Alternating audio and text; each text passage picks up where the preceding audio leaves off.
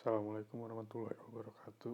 Di sini saya akan menjelaskan mengenai risk assessment pada bisnis butik muslim Alona. Di mana web satunya yaitu terdapat risk assessment konteks, yaitu objektifnya adalah objektif assessment resiko, bertujuan untuk mengidentifikasi dan meminimalisir terjadinya kegagalan produksi yang dapat merugikan perusahaan. Kemudian, perusahaan dapat melakukan pencegahan dengan cara pengendalian risiko pada perusahaan. Kemudian, objektif proses bertujuan untuk menghasilkan produk dengan spesifikasi, kriteria, dan jumlah yang sesuai serta dapat diselesaikan tepat waktu dan dengan terencana. Kemudian selanjutnya ada related internal and external issues and related internal and external stakeholder issues. Yaitu di sini jenis isunya adalah internal dan isunya adalah butik muslim Alona menjalankan bisnis online. Relatednya itu menjalankan bisnis online untuk memasarkan model pakaiannya, menjadikan butik muslim Alona mudah untuk dilihat serta pembelian tidak harus datang ke toko. Keterangannya itu strength. Kemudian yang selanjutnya itu jenis isunya internal juga. Isunya adalah keterampilan SDM rendah. Relatednya itu keterampilan SDM rendah karena berkualitas tidaknya produk usaha dipengaruhi juga oleh karyawan. Semakin baik kinerja karyawan, maka semakin baik pula kualitas produk yang dikerjakan. Keterangannya weakness. Kemudian jenis isunya yang selanjutnya itu eksternal. Isunya adalah penduduk Indonesia mayoritas muslim. Relatednya itu menjual produk busana muslim merupakan peluang besar yang menguntungkan dan stabil karena sekarang pengguna busana muslim sudah banyak dikenakan. Keterangannya opportunity. Kemudian yaitu jenis isu eksternal juga, di mana isunya yaitu kurangnya bahan berkualitas baik untuk pembuatan pakaian. Realitanya itu tidak semua bahan bisa didapat dari dalam negeri, terutama untuk bahan yang berkualitas baik, melainkan harus mengimpornya dari luar negeri agar pakaian yang dijual memiliki kualitas yang baik dan bagus. Keterangannya itu trade. Kemudian itu ada kriteria. List kriterianya itu pemilihan kriteria ini berdasarkan tujuan dari perusahaan, di mana ada 4 kriteria yang wajib dimiliki dalam suatu usaha. Yang pertama adalah waktu, di mana waktu ini produksinya yang sesuai dengan yang telah dijadwalkan. Kemudian jumlahnya yaitu jumlah produk yang dihasilkan harus sesuai biaya. Untuk kualitinya harus sesuai dengan spesifikasi dan kriteria perusahaan. Dan untuk biaya, keuntungan yang didapatkan oleh perusahaan dari minimasi pengeluaran. Kemudian di sini ada likelihood matrix, di mana tingkatannya yang pertama itu ada kemungkinannya remote atau kecil, di mana remote ini sangat tidak mungkin terjadi, hanya bisa diasumsikan terjadi, bisa jadi tidak terjadi. Kemudian tingkatan yang kedua ada possible atau mungkin, di mana tidak mungkin terjadi di perusahaan tetapi mungkin. Kemudian yang ketiga yaitu occasional atau kadang-kadang, di mana mungkin terjadi di perusahaan 1-3 kali dalam satu periode. Kemudian untuk tingkatan yang keempat ada periodical atau periodik, di mana mungkin terjadi beberapa kali di perusahaan, yaitu 4-10 kali dalam satu periode. Kemudian yang kelima ada frequent atau sering, di mana mungkin terjadi berulang kali di perusahaan, bisa lebih dari 10 kali dalam satu periode.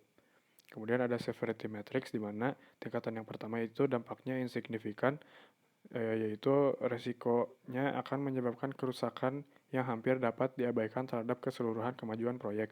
Kemudian tingkatan yang kedua yaitu dampak marginal, di mana tingkat kerusakan tidak terlalu signifikan dan tidak mungkin menghasilkan banyak perbedaan pada kemajuan proyek. Kemudian tingkatan yang ketiga yaitu dampak moderate, yaitu resiko yang tidak menimbulkan ancaman besar namun kerusakan cukup besar. Kemudian tingkatan yang keempat yaitu dampak kritikal, di mana resiko dengan kerusakan yang besar dan dapat menyebabkan kerugian yang cukup besar.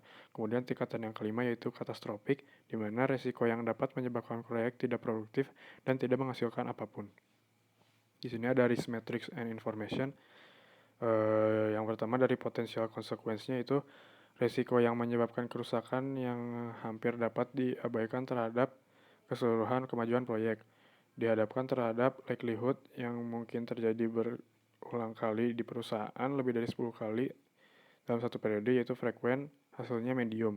Kemudian untuk likelihood yang mungkin terjadi beberapa kali di perusahaan atau 4-10 kali dalam satu periode, yaitu periodical, dihadapkan terhadap insignifikan menjadi medium. Kemudian untuk yang occasional dihadapkan terhadap insignifikan menjadi low.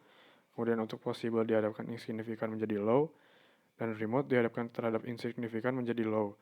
Kemudian di sini untuk frekuensi terhadap marginal, di mana marginalnya itu jika suatu resiko akan mengakibatkan beberapa kerusakan, namun tingkat kerusakannya tidak terlalu signifikan dan tidak memungkinkan menghasilkan banyak perbedaan pada keseluruhan kemajuan pada proyek, hasilnya di high.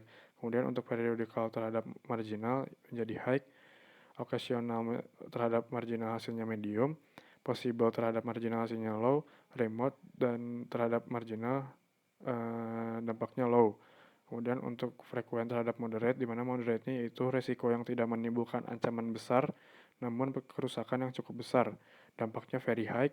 Untuk periodical terhadap moderate, dampaknya high. Occasional terhadap moderate, dampaknya high. Possible terhadap moderate, dampaknya medium. Remote terhadap moderate, dampaknya low. Kemudian untuk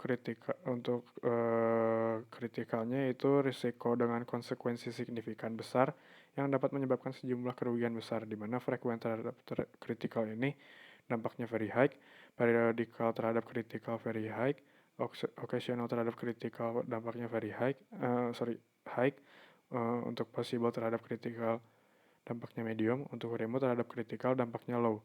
Kemudian ada katastrofik, yaitu di sini penjelasannya risiko yang dapat membuat proyek benar-benar tidak produktif dan tidak menghasilkan apapun dan harus menjadi prioritas utama selama manajemen risiko, di mana frekuensi terhadap katastrofik ini dampaknya very high, untuk periodical terhadap katastrofik dampaknya very high, occasional terhadap katastrofik dampaknya very high, possible terhadap katastrofik dampaknya high, dan remote terhadap katastrofik dampaknya medium. Di sini bab 2-nya itu menjelaskan risk identification, di mana proses produksinya, di sini proses produksi, source of risk-nya yang pertama ada operator tidak mengikuti prosedur proses produksi, yang kedua lingkungan kerja kurang pencahayaan, yang ketiga lingkungan kerja cukup sempit, yang keempat tidak adanya sign K3, yang kelima kondisi workstation berantakan, yang keenam pengukuran pakaian tidak sesuai, yang ketujuh operator belum cukup memiliki keahlian pada bidangnya, yang kedelapan operator tidak mengikuti proses prosedur yang sudah diterapkan.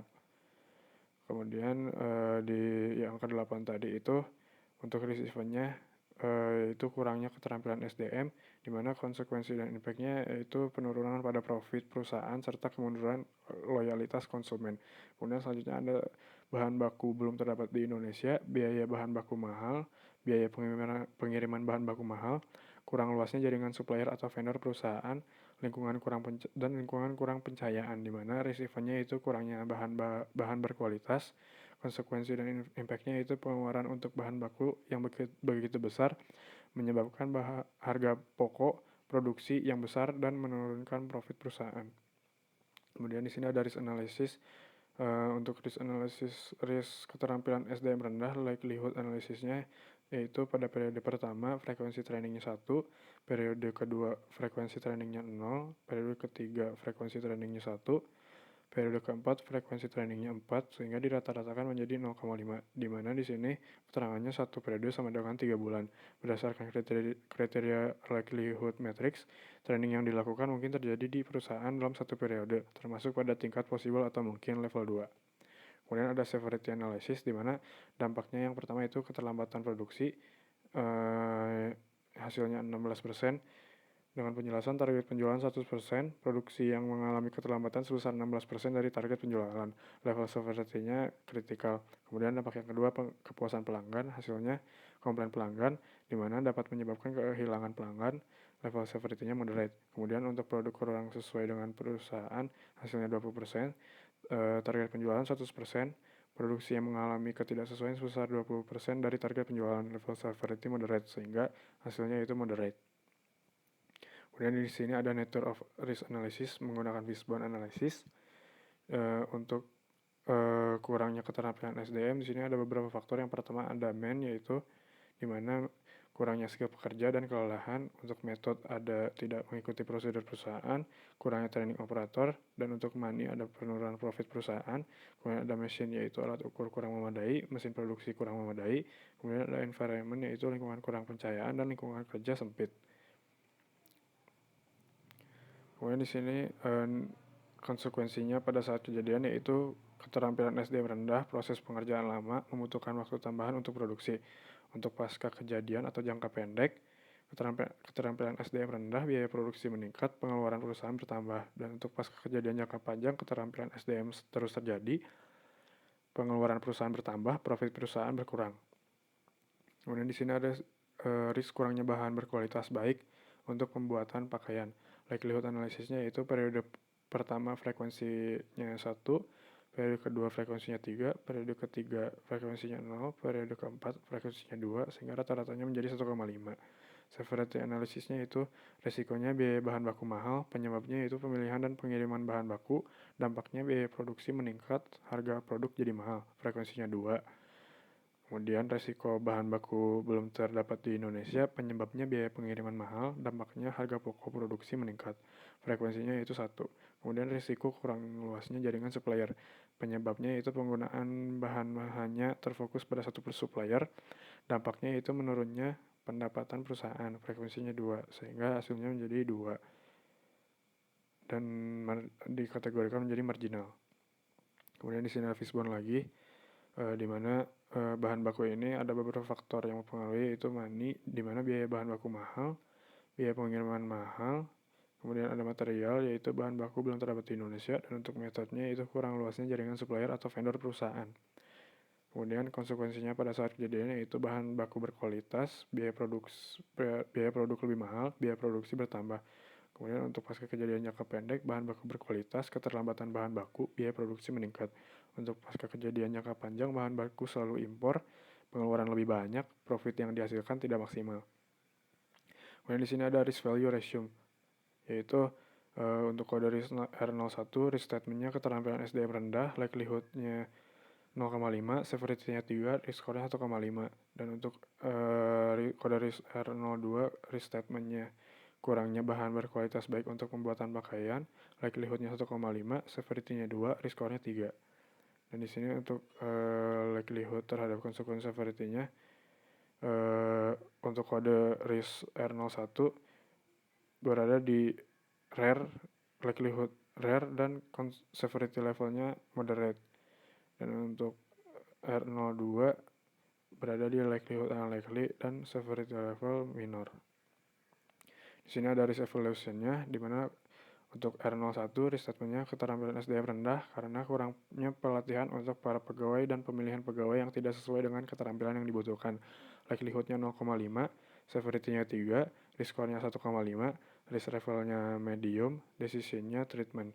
Kemudian untuk R02 kurangnya bahan berkualitas baik untuk pembuatan pakaian, karena bahan yang bagus tidak semua bisa didapatkan di dalam negeri, sehingga harus melakukan impor bahan. Tetapi bahan impor memiliki biaya yang mahal karena kurang luasnya jaringan supplier. Likelihood-nya 1,5, severity-nya 2, risk score-nya 3, risk level-nya minor, decision-nya treatment. Kemudian di sini ada risk treatment. Untuk keterampilan SDM, risk treatment option-nya itu membuat prosedur yang tepat mengenai spesifikasi produk untuk meminimasi kesalahan, kemudian menyeleksi karyawan sesuai dengan bidang kompetensi masing-masing, kemudian membuat prosedur monitoring yang lebih terjadwal dan lebih diperketat, kemudian membuat spesifikasi yang rinci mengenai produk, dan melakukan pelatihan terhadap